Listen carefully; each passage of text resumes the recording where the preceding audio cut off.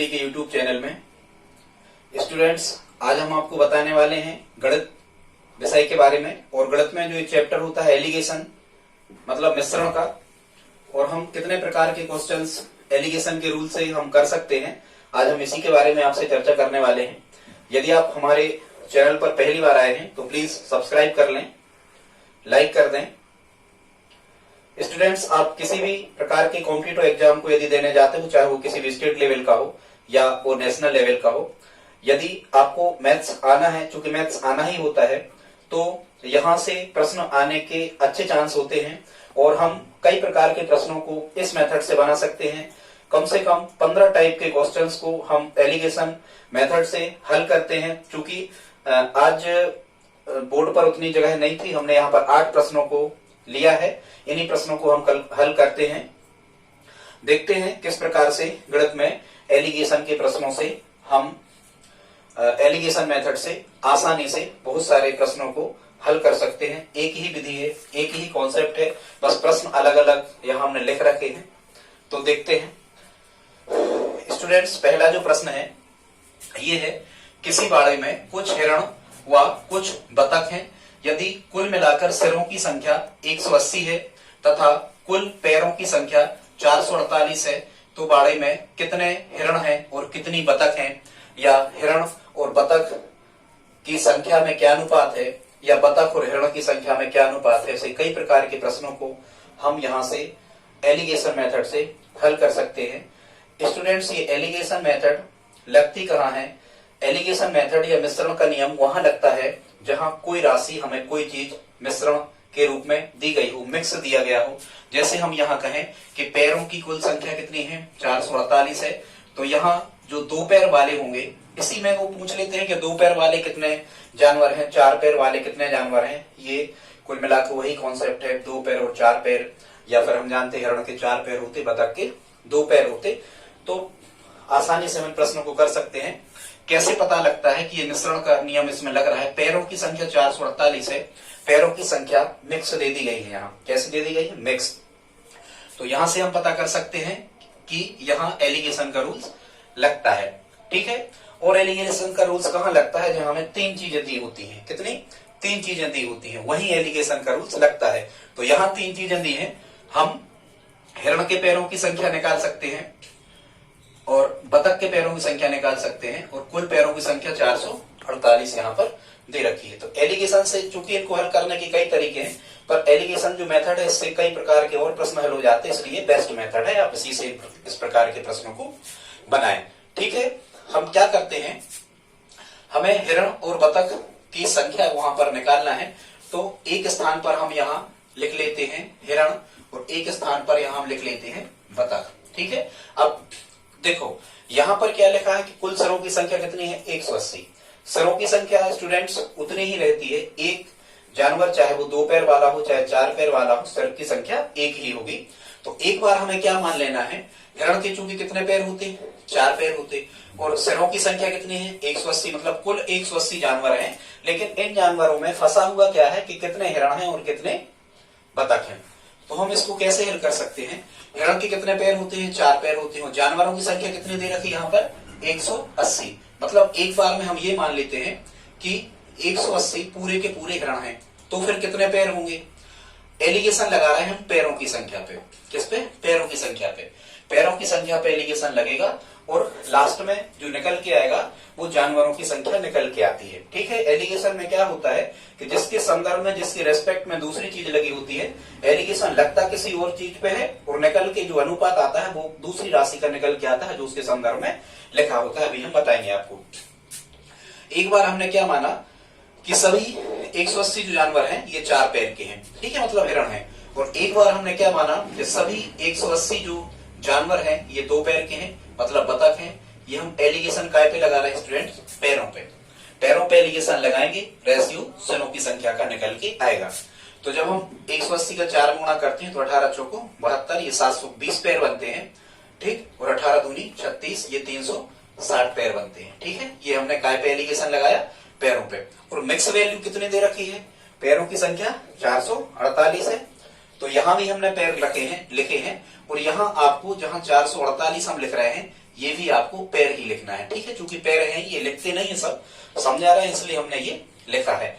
अब स्टूडेंट्स इसमें क्या होता है, जो ये बीच की संख्या होती है, जो ये जिसमें फंसे हुए हैं पैर, क्योंकि 448 में बतख के पैर भी शामिल है और 448 में हिरण के पैर भी शामिल हैं। ये इसमें ऐसा हमेशा होता है कि ये इन दोनों के बीच का अंक होता है। मतलब देखो 448 जो है ये 448 से कम है और 448 360 से ज्यादा है। इनको हमें बीच में लिख लेना है इस प्रकार से, और फिर हमें इनका डायगोनल गैप निकालना होता है। डायगोनल गैप का मतलब होता है इनका विकर्णवत अंतर हमें निकाल के यहाँ लिखना है। और अंतर कैसे निकालते हैं, हमेशा हम बड़ी संख्या में से छोटी संख्या को घटा के लिखते हैं। क्या करते हैं, बड़ी संख्या में से छोटी संख्या को घटा के लिखते हैं। कैसा लिखेंगे, यहाँ बड़ी संख्या 720 है, 720 में से कितना घटाएंगे, 448। 720 में से 448 को माइनस करेंगे, 10 में से 8 घटे 2, 12 में से 5 घटे 7, और यहाँ 7 में से 5 घटे कितने मिले, 2 मिले। ठीक है स्टूडेंट्स, तो यहाँ 720 में से जब हम 448 घटा रहे होंगे तो हमें यहाँ क्या मिल रहा होगा, 272। और जब हम अब चूंकि बड़ी संख्या कितनी है 448, उसमें से हम 360 को घटाएंगे। तो जब हम 448 में से 360 को घटा रहे होंगे तो 8, 14 में से 6 गए, यहाँ 8 और हंसला ये 4 में से 4, मतलब यहाँ कितना बचा, 448 में से जब हमने 360 घटाए तो यहाँ बचा 88। और ये हमें रेशियो प्राप्त होता है, और ये रेशियो काय का प्राप्त होता है, हमने एलिगेशन काय पे लगाया, एलिगेशन हमने पैरों पे लगाया, और ये जो संख्या निकल के आती है ये सरों की या जानवरों की संख्या निकल के आती है। चूंकि ये रेशियो मतलब अनुपात में लिखे हैं, इसलिए हम यदि ये कैंसिल आउट होते हैं तो हम कर सकते हैं। ठीक है, 8 का डिविजिबल रूल क्या होता है, 8 का भाज्य नियम, लास्ट के 2 अंकों में यदि 8 का भाग लगता है तो वो संख्या 8 से कट जाती है। ठीक है, तो 72 में यदि 8 का भाग जा रहा है, 88 में तो जा ही रहा है, तो 8 से हम कैंसिल आउट कर देते हैं। 8 से 11 बार कट गए, और 8 3 24 बचा यहाँ 3, 32 हो गए, 8 चौको 32। और ये जो 11:34 निकल के आया है स्टूडेंट्स, ये निकल के आया है सिरों की संख्या का रेशियो। यदि कभी हमसे पूछा गया होता, यदि केवल एग्जामिनर ने हमसे ये पूछ लिया होता कि हिरण और बतख का अनुपात क्या है, मतलब पहले हिरण कह रहे तो पहले हिरण के नीचे कितना लिखा 11, और बतख के नीचे कितना लिखा 34। तो यदि उसने एग्जामिनर ने केवल ये पूछा होता, ये प्रश्न बन सकते हैं कि हिरण और बतख की संख्या में क्या अनुपात है, तो ये 11:34 है। ठीक है, मतलब यदि 45 टोटल सिर होते, टोटल जानवर 45 होते, तो उसमें 11 हिरण होते और 34 बतख होते। ठीक है, लेकिन उतने है नहीं, बता रहे आगे। अब यदि उन्हें पूछा होता कि बतख और हिरण में क्या अनुपात है, तो हम कहते 34:11। जो पहले लिखा वो पहले, जो बाद में लिखा वो बाद में। लेकिन अब उन्होंने क्या कहा है, ये तो सिरों की संख्या का रेशियो। अब देखो एलिगेशन में स्टूडेंट्स ऐसा ही होता है, हमने एलिगेशन काय पे लगाया, पैरों पे, और इसमें हमेशा ऐसा होता है हमें 3 यूनिट मिल जाती है, 1 2 और 3। एलिगेशन पैरों पे लगाया, और किसके संदर्भ में पैरों की संख्या दी गई थी, सिरों की संख्या, तो रेशियो काय का निकल के आता है, सिरों की संख्या का। अब यहाँ कह रहे हैं कुल सिरों की संख्या कितनी है, 180 है। अब हम कैसा करेंगे, यदि कुल सिरों की संख्या 180 है, मतलब वो प्रश्न अनुपात में बन गया। कैसा बन गया कि हिरण और बतख के जो सिर हैं वो 11:34 में है, तो हम मान लेते हैं हिरण के 11x है और बतख के 34x है, तो 11x धन 34x बराबर कुल कितने हैं, 180 है। 11x और 34x 45x बराबर 180। जब हम x की वैल्यू फाइंड कर रहे होंगे तो 180/45, 45 से ये 4 टाइम कैंसिल आउट हो जाएंगे। मतलब ये जो 4 निकल के आया है ये यूनिट कहलाता है, ये कॉन्सोनेंट है, स्थिरांक सभी के लिए समान होता है, अनुपातिक स्थिरांक होता है। तो यूनिट कितनी निकल के आई, 4। और जब हम 11x का मान निकाल रहे होंगे तो 11 गुणा 4 यहाँ मान रख दो, या फिर यहाँ गुणा कर दो, 11 चौको ये बनेगा कितना 44। और यहाँ क्या करेंगे हम 34 में भी 4 का गुणा करेंगे, 4 चौको 16 की 6 हंसला 1, 4 3 12 और 1 13। इसका मतलब अब उनने क्या पूछा है हमसे, वही पूछता है, यहाँ हमने लिखा नहीं है पूरा, वो यही पूछता है कि कितने 2 पैर वाले हैं और कितने 4 पैर वाले हैं, या पूछता है कितने हिरण हैं और कितने बतख हैं। ठीक है, तो ये हिरण के नीचे यहाँ कितना लिखा दिख रहा है आपको 44, मतलब उस बड़े में 4 पैर वाले। देखो यहाँ हमने कितना लिखा, 4 का गुणा किया था, मतलब ये 4 पैर वाली संख्या लिखी थी, ये 2 पैर वाली लिखी थी। ठीक है, यदि एग्जामिनर पूछेगा कि हिरण कितने हैं, तो हिरण कितने हैं 44, और पूछेगा बतख कितने हैं, तो बतख है कितने 136, या पूछेगा 4 पैर वाले कितने जानवर हैं, तो स्टूडेंट्स 44 जानवर हैं, और 2 पैर वाले कितने जानवर हैं 36 जानवर हैं, और जब आप इन 44 और 136 को ऐड कर रहे होगे, आप इनको जोड़ रहे होगे, तो 6 4 10 का शून्य हंसला 1, 3 4 7 और 1 8 और 1 का 1, टोटल जानवर कितने आ जाएंगे 180। ठीक है, एग्जामिनर ने जो भी आपसे पूछा है आप इस विधि से निकाल सकते हो।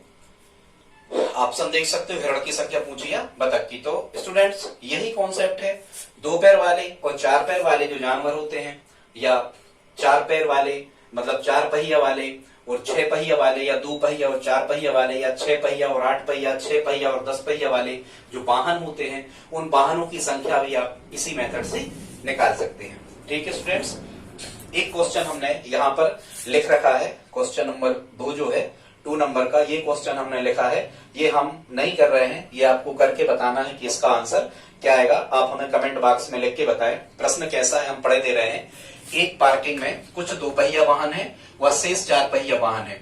यदि पहिए गिने जाए तो 520 होते हैं, परंतु पार्किंग वाले ने बताया कि कुल 175 वाहन है, तो कितने 2 पहिया वाहन है और कितने 4 पहिया वाहन है, ये आपको फाइंड करना है इसमें।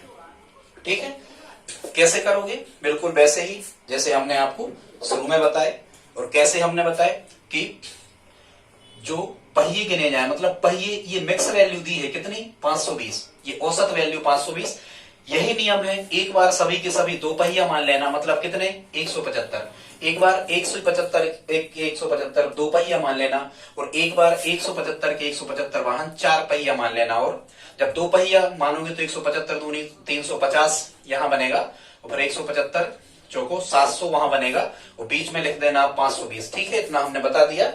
यही है, यही करना होता है, एक बार पूरे के पूरे 2 पहिया, एक बार पूरे के पूरे 4 पहिया। ठीक है, और एलिगेशन रूल से आप बड़े आसानी से इनको कर सकते हैं स्टूडेंट्स। इसके बाद में, पहियों के बाद में, कभी कभी एग्जामिनर ऐसे प्रश्नों को पूछ लेता है, ये हालांकि जो 2 चर वाले रैखिक समीकरण है ये उनसे भी हो जाते हैं, पर ये मेथड ज्यादा सरल है।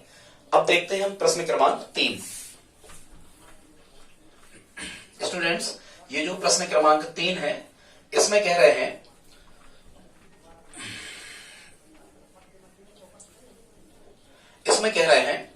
किसी परीक्षा में 120 प्रश्न है, एक प्रश्न सही करने पर 1 अंक मिलता है, जबकि एक प्रश्न गलत यदि कर दिया जाए तो 1/3 अंक 1/3 अंक कट जाता है, कम हो जाता है। यदि विद्यार्थी ने सभी प्रश्न हल किए और उसे कुल 80 अंक मिले हैं, तो उसने कितने प्रश्न सही किए और कितने प्रश्न गलत किए, या सही किए गए प्रश्न और गलत किए गए प्रश्नों का अनुपात क्या है, या गलत किए गए और सही किए गए प्रश्नों का अनुपात क्या है। एग्जामिनर ऐसे 4 प्रश्न यहां से पूछ सकता है। इसको भी हम उसी मेथड से करते हैं, एलिगेशन मेथड से। इस प्रकार के सही गलत वाले प्रश्न आप बड़ी आसानी से बना सकते हो। क्या दे रखा है उनने दे रखा है कि कुल प्रश्नों की संख्या कितनी है, तो कुल प्रश्नों की संख्या कितनी है 120 है। अब मान के चलो, कह रहे हैं कि एक प्रश्न सही करने पर 1 अंक मिलता है। यदि हम कहें कि उसने पूरे के पूरे सही किए, मतलब 120 सही किए, तो कितने अंक मिलते? यदि 120 सही किए तो उसे अंक कितने मिलते? फिर उसे अंक मिलते 120 एकम 120। ठीक है, यदि हम कहें कि यदि उसने पूरे के पूरे प्रश्न गलत किए, यदि 120 प्रश्न उसने गलत किए और हर प्रश्न पे 1/3 अंक कटता है, 1 का दिया है, यदि हर प्रश्न पे 1/3 अंक कटता है, तो 120 प्रश्नों पे कितने अंक कटेंगे? तो हम यहां से 1/3 का गुणा कर देंगे, तो उसके कितने अंक कटेंगे स्टूडेंट्स? 40। कितने कटेंगे? 40 अंक उसके कटेंगे। 40 नहीं कटेंगे, 120 यदि पूरे गलत कर देता है तो माइनस में जाएगा और उसे अंक प्राप्त होंगे। ये 120 हम यहां लिख दे रहे हैं, उसे अंक प्राप्त होंगे ऋण 40। बस ये ऋण का ध्यान रखना होता है। हानि वाले क्वेश्चन होते हैं वहां भी हमें ऋण का ध्यान रखना होता है, घाटा जहां हो रहा होता है वहां हमें ऋण लगाना पड़ता है। ठीक है, ये चिन्ह हमेशा आप ध्यान रखें। तो आप समझ रहे, यदि उसने 120 पूरे सही किए होते तो उसे 120 अंक मिलते, क्योंकि 1 अंक मिलता है एक प्रश्न पे, तो 120 पे 120 मिलेंगे। यदि उसने 120 के 120 गलत कर दी और हर प्रश्न पे 1/3 अंक कटता है, तो उसके 0 से भी कम, मतलब उसे -40 40 अंक मिल रहे होंगे। लेकिन कह रहे हैं, आगे कह रहे हैं, यदि विद्यार्थी ने सभी प्रश्न हल किए और उसे कुल 80 अंक मिले, मतलब ये एवरेज वैल्यू है, ये 80 अंक जो यहाँ लिखा है, जैसे यहाँ इसमें हम बता रहे थे, इसमें जैसे हम बता रहे थे इसमें कि पैरों की संख्या में ये मिक्स वैल्यू दी है, यहाँ 80 अंक मिक्स वैल्यू दी है, मतलब उसे जितने मिले और जितने उसके घटे वो सब मिला जुला के कितना होता है 80 अंकों से मिले हैं। तो ये 80 मिक्स वैल्यू है। और स्टूडेंट्स ये जो 80 मिक्स वैल्यू है इसे हम कहाँ रखते हैं, बीच में। मतलब देखो ये भी अंक है 40 ऋण 40 ये भी अंक है और 120 ये भी अंक है। एलिगेशन यहाँ किस पे लग रहा है, अंकों पे लग रहा है, ठीक है, क्योंकि अंकों की वैल्यू हमें 3 वैल्यू दी हुई थी। अब देखो ये हमेशा इसमें ऐसा होता है कि जो 80 होता है ये बीच का जो मिक्स में हम लिखते हैं बीच में, ये औसत वैल्यू होती है, एवरेज वैल्यू होती है, बीच का मान होता है। ये हमेशा एक संख्या से छोटा होता है और एक संख्या से बड़ा होता है। 80 जो है ये 120 से कम है लेकिन ऋण 40 से ज्यादा है। और फिर हमें क्या करना है, वही करना है, उनका डायगोनल गैप हमें निकालना है, उनका विकर्णवत अंतर हमें निकाल लेना है। इस प्रकार से निशान हम यहाँ पर लगा देते हैं। वो घटाते कैसे हैं, हमेशा घटाना है, दिस इज रूल, ये नियम है, हमेशा घटाना है। 120 में से जब आप 80 घटाओगे तो इसी सीध में लिख दो, कहीं से भी प्रारंभ कर सकते हैं। 120 में से जब हम 80 घटा रहे होंगे तो यहाँ कितना आ रहा होगा, 40 आ रहा होगा, ठीक है। और जब हम 80 में से, चूंकि 80 बड़ी है 40 छोटी है, जब हम 80 में से ऋण 40 घटा रहे होंगे तो हम लिखेंगे 80 ऋण 40। तो यहाँ आ रहा होगा 80, कोष्टक के बाहर गुणा रहता है, वो समान चिन्हों का गुणा धन होता है, हमेशा ध्यान रखो, समान चिन्हों का गुणा धन, असमान चिन्हों का गुणा ऋण। ऋण करण में गुणा हो जाएगा यहाँ धन, तो यहाँ आ जाएगी 40 काय के धन के, तो 80 धन 40, यहाँ कितना मिलेगा 120। मतलब 80 में से ऋण 40 घटाए तो 120, ठीक है। और ये काय में प्राप्त होता है, रेशियो में। और हमने एलिगेशन काय पे लगाया है स्टूडेंट्स, एलिगेशन हमने अंकों पे लगाया है, तो ये जो रेशियो निकल के आएगा ये प्रश्नों की संख्या पर निकल के आएगा। किस पे निकल के आएगा, प्रश्नों की संख्या। एलिगेशन अंकों पे लगा है। एलिगेशन में हमने आपको शुरू में बताया था कि एलिगेशन लगता है यदि, हालांकि किसी प्रश्न में लिखा नहीं होता कि एलिगेशन से आप हल करें, हमें समझना होता है कि यहाँ एलिगेशन बन रहा है, एलिगेशन से हम इस प्रकार इस प्रश्न को हल कर सकते हैं, ठीक है। तो यहाँ क्या लिखा था, प्रश्न, और यहाँ क्या लिखा था, अंक। हमने एलिगेशन काय पे लगाया है, अंकों पे लगाया है, तो रेशियो काय का निकल के आएगा, प्रश्नों की संख्या का। चूंकि ये अनुपात है मतलब ये 120/40 लिखे हैं। यदि हम चाहें तो कैंसिल आउट कर दें, करना ही पड़ता है। कोई भी भिन्न हमेशा अपने सरलतम रूप में, लघुत्तम रूप में या संक्षिप्त रूप में, स्टैंडर्ड फॉर्मेट या मानक रूप में लिखी जाती है। ये क्या कहलाता है, सरलतम रूप, लघुत्तम रूप, संक्षिप्त रूप, स्टैंडर्ड फॉर्मेट। मतलब आप उसको कैंसिल आउट करो, काट दो जब तक वो कट रहे। तो जब हम इसे काट रहे होंगे तो एक तो 0 से 0 कट गए, 0 से 0 कट गए, और भी कट रहे हैं, कितने से, 4 से काट दो, ठीक है जी। 0 से 0 कट गए, 4 एकम 4, 4 3 12, यहाँ मिलेगा हमें 1 और यहाँ कितना मिलेगा 3, ठीक है। या सीधे यहाँ से काट देना, 40 एकम 40 और 40 3 120। मतलब ये यदि उनने हमसे ये कहा होता कि देखो ये सही के नीचे कितना लिखा है, 3 लिखा है, और यहाँ गलत के नीचे कितना लिखा, 1। यदि एग्जामिनर ने हमसे ये कहा होता कि सही प्रश्नों की संख्या और गलत प्रश्नों की संख्या में क्या रेशियो रहा, तो हम कहते 3:1। यदि वो कहता गलत पहले लिख देता, गलत प्रश्नों की संख्या और सही प्रश्नों की संख्या में क्या अनुपात रहता, तो हम कहते 1:3, उल्टा कर देते, ठीक है। जो भी लिखा है वैसे हमें चलना है। अब हम यूनिट निकालेंगे। यूनिट कैसे निकलती है, अब प्रश्नों की संख्या का जो रेशियो है वो 3:1 में बना। कितना बना, 3:1। मतलब सही, इसको हम अनुपातिक रूप से इस सही को 3x मान सकते हैं और गलत को 1x मान सकते हैं। और इन दोनों का सही और गलत जो प्रश्न है, इन प्रश्नों की संख्या कुल कितनी है स्टूडेंट्स, 120 है। सही प्रश्नों की संख्या और गलत प्रश्नों की संख्या कितनी है, 120। तो हम इनका जोड़ 120 रख देते हैं, तो 3x और 1x, यहाँ 4x बराबर 120। जब x की वैल्यू फाइंड कर रहे होंगे तो 120/4, 4 से 4 3 12 कैंसिल आउट हो रहे होंगे 30 बार, मतलब यहाँ 30 निकल के आया स्टूडेंट। तो ये 30 क्या है, यूनिट, ये कॉन्सोनेंट निकला, ये अनुपात है, किस तरह का निकला, ठीक है। ये दोनों के लिए मतलब जब हम 3x की वैल्यू निकालेंगे तो या तो यहाँ 3 गुणा x, यहाँ गुणा है, यहाँ x 30 का गुणा कर दो, नहीं तो यहाँ कर दो 3 गुणा 30, तो 30 कितना बन रहा होगा, यहाँ 90 बन रहा होगा।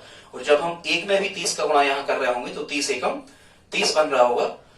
अब एग्जामिनर ने आपसे क्या पूछा है, आप आसानी से निकाल सकते हो। यदि एग्जामिनर ने पूछा है कि उसने कितने सही किए, तो देखो सही वाली लाइन में यहाँ 90 लिखा है, उसने 90 प्रश्न सही किए थे। और यदि वो पूछ रहा है कि उसने कितने प्रश्न गलत किए, तो गलत के नीचे हमें 30 दिख रहा है, मतलब उसने 30 प्रश्न गलत किए।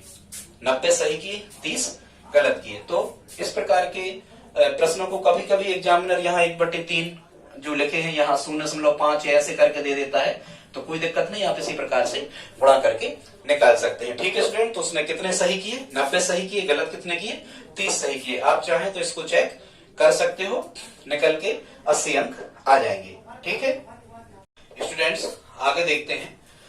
ठीक है, अपना तीसरा कंप्लीट हो गया। चौथा जो प्रश्न है इसमें क्या कह रहे हैं, किसी व्यक्ति को लक्ष्य पर सही निशाना लगाने के लिए प्रत्येक बार 1 रुपया मिलता है। 1 रुपया मिलता है लक्ष्य पर यदि वो सही निशाना लगाता है, और चूकने पर 1 रुपया उसे देना पड़ता है। यदि उसने 100 बार निशाना लगाया, यदि उसने 100 बार निशाना लगाया है और 100 बार निशाना लगाने पर व्यक्ति को 30 रुपया मिले हैं, तो उसने कितनी बार सही निशाना लगाया है और कितनी बार गलत निशाना लगाया है, या सही और गलत में क्या अनुपात है, या गलत और सही में क्या अनुपात है। ठीक है स्टूडेंट्स, तो इस प्रकार के जो निशाना लगाने वाले प्रश्न होते हैं ये भी आप बड़े आसानी से एलिगेशन मेथड से बना सकते हैं। ठीक है, हम आपको बताते हैं एलिगेशन रूल्स इसमें कैसे लग सकता है। ठीक, कैसे करोगे आप इसको, ये चौथा जो क्वेश्चन है 4, इसको हम यहाँ सॉल्व किए देते हैं। ठीक है, क्या कह रहे हैं, किसी व्यक्ति को लक्ष्य पर निशाना लगाने के लिए प्रत्येक बार 1 रुपया मिलता है, और कितने निशाने उसने लगाए हैं, 100 बार निशाना लगाया है। तो यदि हम कहें कि हर बार उसने यदि सही निशाना लगाया था, तो 100 बार यदि उसने सही निशाना लगाया था, 100 बार सही लगाया था और हर बार 1 रुपया मिला था, तो कितने रुपया मिलते उसे, तो मिलते फिर उसे कितने रुपया, 100 रुपया। यदि उसने 100 निशाने लगाए हैं और हर बार उसने सही लगाया तो 100 रुपया उसे मिलते। लेकिन यदि हम कहें कि उसने, तो इसमें ऐसा ही किया जाता है स्टूडेंट्स, एक बार सभी के सभी सही मान लो, एक बार सभी के सभी गलत, एक बार सभी के सभी 2 पैर, एक बार सभी के सभी 4 पैर। ठीक है, एक बार सभी के सभी सही प्रश्न हल किए, एक बार सभी के सभी गलत हल किए, ऐसे इसको किया जाता है, ऐसे लगता है एलिगेशन। जब उसने पूरे सही किए, 100 सही किए, हर बार 1 रुपया मिलता था तो 100 रुपया मिले। अब यदि मान के चलो उसने सभी के सभी 100 गलत किए और हर निशाना चूकने पर हर निशाना गलत निशाना लिखा है, ये हर गलत निशाना लगाने पर 1 रुपया कटता है। तो यदि उसने 100 निशाने गलत लगाए होते तो उसे कितने रुपया देना पड़ते, 100 रुपया देना पड़ते। मतलब ये माइनस में रहेगा, यदि उसको जेब से देना है तो माइनस में रहेगा, और यदि उसने कमाए हैं तो ये प्लस में रहेगा। ठीक है, लेकिन यहाँ क्या कह रहे हैं, तो ये हमने एलिगेशन काय पे लगाया, हम लगा रहे हैं रुपयों पर। काय पे लगा रहे हैं, रुपयों पे। तो एलिगेशन यदि रुपयों पे लगाया जा रहा है तो निकल के क्या आएगा, निशानों की संख्या। क्या कह रहे हैं, यदि 100 बार निशाना लगाने पर एक व्यक्ति को 30 रुपया मिले, उसने कुल कितने रुपया कमाए हैं, 30 रुपया।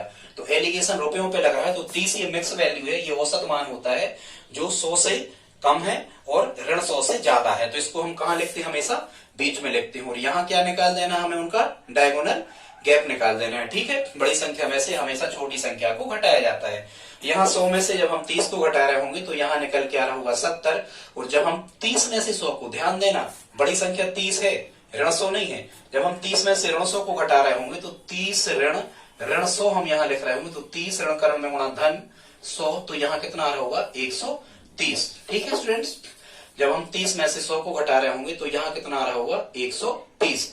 यहाँ ये अनुपात में है, 0 से 0 ये कैंसिल आउट हो गया।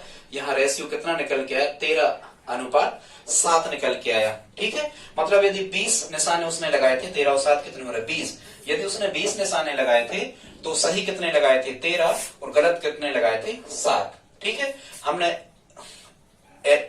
एलिगेशन काय पे लगाया स्टूडेंट्स, एलिगेशन हमने रुपयों पे लगाया, और रुपयों के किसके संदर्भ में रुपया लिखे थे, किसके संदर्भ में रुपया लिखे थे, निशानों की संख्या के संदर्भ में।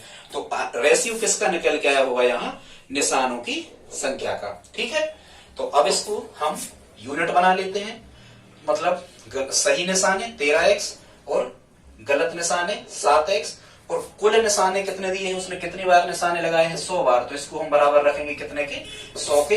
13x और 7x 20x बराबर 100। जब x की वैल्यू फाइंड कर रहे होंगे तो 20/100, 20 से कैंसिल आउट हो गए 5 बार, x की वैल्यू आ गई 5, और ये 5 क्या निकल के आया, कॉन्सोनेंट अनुपातिक। इस तरह के जब हम 13x में मान निकालें तो 13 पना 65, और 7x में 7 पंचे 35, या फिर यहाँ रख दिया करें उनके मान, 13 का 5 में गुणा करेंगे तो 13 पना 65। मतलब उसने सही कितने निशाने लगाए, 65 सही निशाने लगाए। और जब हम 7 में भी 5 का यूनिट का गुणा यहाँ भी किया जाता है तो 7 पंचे 35, मतलब उसने गलत कितने निशाने लगाए, 35 उसने गलत लगाए और 65 उसने सही लगाया। आप करके देख लेना, और दोनों का यदि हम जोड़ें चेक करें तो 65 और 35 कितने हो रहे, 100 निशाने उसने कुल लगाए थे। आप चाहें तो इसे चेक भी कर सकते हैं। 30 रुपया उसे मिले, ठीक है, उसने 65 रुपया कमाए हैं, वो 35 रुपया गंवाए हैं। एक निशाने पे एक मिलता था तो 65 पे 65 कमाए, एक गलत निशाना लगाने पर एक देना पड़ता था तो 35 गलत लगाए तो 35 उसने दे दिए। तो 65 में से 35 घटे कितना बचा? 30। और यही यहां पर लिखा था कि 30 रुपया मिले। यदि उसमें वो पूछता कि सही निशान और गलत निशान में अनुपात, तो 13:7। यदि एग्जामिनर पूछता कि गलत निशान और सही निशान, तो गलत पहले कहता तो हम कहते 7:13। ठीक है स्टूडेंट्स, एलिगेशन मेथड से इस प्रकार हम इन प्रश्नों को कर सकते हैं। अगला देखते हैं। अब कुछ प्रश्नों को आप हल करके हमें कमेंट बॉक्स में लिख के बताएं, कुछ यहां पर हम और करा देते हैं, ठीक है। इसको देखते हैं, प्रश्न क्रमांक 5 को। ये आप लोग ही करना। एक गाय 6 रोटी प्रतिदिन और बकरी 4 रोटी प्रतिदिन खाती है। कुल जानवरों की संख्या 80 है। मतलब 80 जो है गाय और जो भी बकरी है उसका मिक्स वैल्यू यहां पर दी है। और कह रहे हैं 420 रोटी प्रतिदिन खाई गई है। तो गाय ने कितनी रोटी खाई है और बकरी ने कितनी रोटी खाई है, ये आपको यहां पर निकालना है।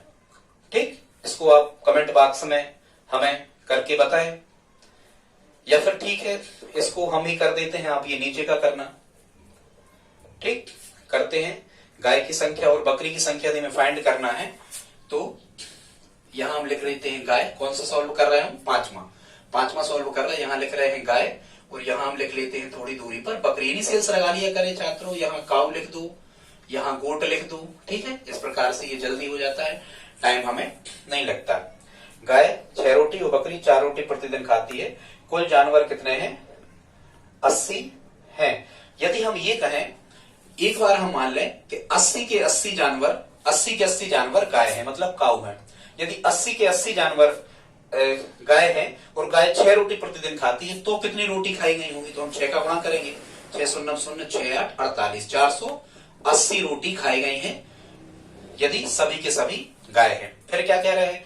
बकरी प्रतिदिन 4 रोटी खाती है। यदि एक बार हम मान लेते हैं कि सभी 80 जानवर बकरी हैं, यदि गोट है मतलब बकरी है। अब यदि सभी 80 जानवर, मान के चलो बकरी है, इसमें ऐसे मान लिया जाता है एक बार सभी ये एक बार सभी को।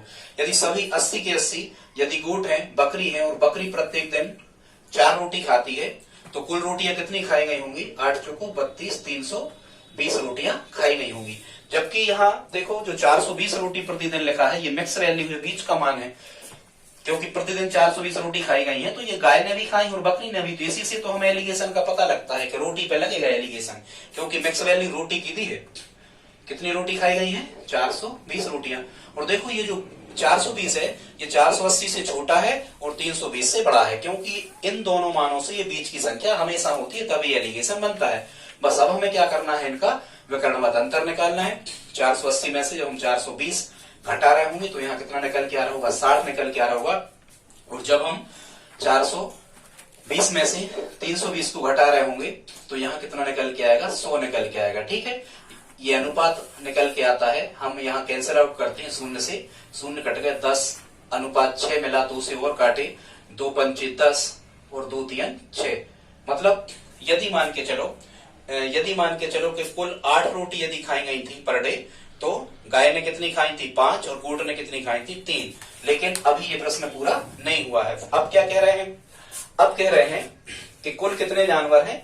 80 जानवर हैं। तो देखो एलिगेशन काय पे लगा था? रोटियों पे लगा था। और किसके? रोटियों के संदर्भ में तो दूसरी चीज लिखी थी, रोटियों के संदर्भ में दूसरी चीज लिखी थी जानवरों की संख्या। जानवरों की संख्या 80 वहां पर दी है, तो ये रेशियो जो निकल के आया होगा हमारा, ये जानवरों की संख्या पर निकल के आया होगा। तो हम इसको कैसा कहेंगे कि 5x और 3x दोनों का जोड़ कितना जानवर है? मतलब काऊ 5 के अनुपात में है और गोट 3 के अनुपात में है, और दोनों का जोड़ कितना बन रहा है? 5x 3x बराबर 80। तो 8x बराबर 80। x की वैल्यू फाइंड कर रहे होंगे तो 80/8, 8 धाम 80। x का मान कितना मिला? 10। यूनिट 10 निकल के आई।